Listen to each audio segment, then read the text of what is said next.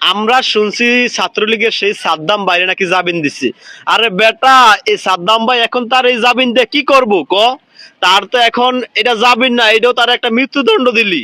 এখন সে তার এই জীবনটা দিয়ে কি করব? আমরা বাংলাদেশের ছাত্রলীগ আওয়ামী লীগ সাদ্দাম ভাইয়ের কাছে ঋণী।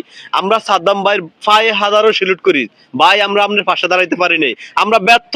বাংলাদেশের আওয়ামী লীগ ব্যর্থ, বাংলাদেশের ছাত্রলীগ ব্যর্থ। আপনি আমাদেরকে নিজ গুণে ক্ষমা করে দিন। সাদ্দাম ভাই, আপনার কাছে আকুতি করি, ভাই আপনি একটু বাইসা থাকেন। এইটার বিচার এই বাংলার জমিনে হবে ইনশাআল্লাহ। তা 100% শিওর।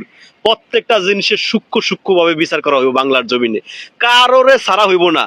কারণ কি, 5ই আগস্টের পরে আমরা দেখছি রূপরেখা কি বাংলাদেশের। যারা আগে আমাদেরকে বলতো আমরা নাকি প্যাসিস্ট, আমরা নাকি স্বৈরাচার, আমরা যা করছি 17 বছরে এই সরকার তা 7 মাসে করছে। এখন যা করে সব অতিরিক্ত। কোনো ভুলের ক্ষমা এই বাংলাদেশে হবে না, হবে না। সাদ্দাম ভাই, আপনি আমাদেরকে ক্ষমা করে দিয়েন। বাংলাদেশের আইন আপনার ফ্যামিলিরে বাঁচাইতে দিল না। আপনিও এক ধরনের জিন্দা কঙ্কাল। আমরা আপনাদের কাছে আবারও ঋণী, আপনার কাছে আবারও ঋণী। আসসালামু আলাইকুম। জয় বাংলা, জয় বঙ্গবন্ধু।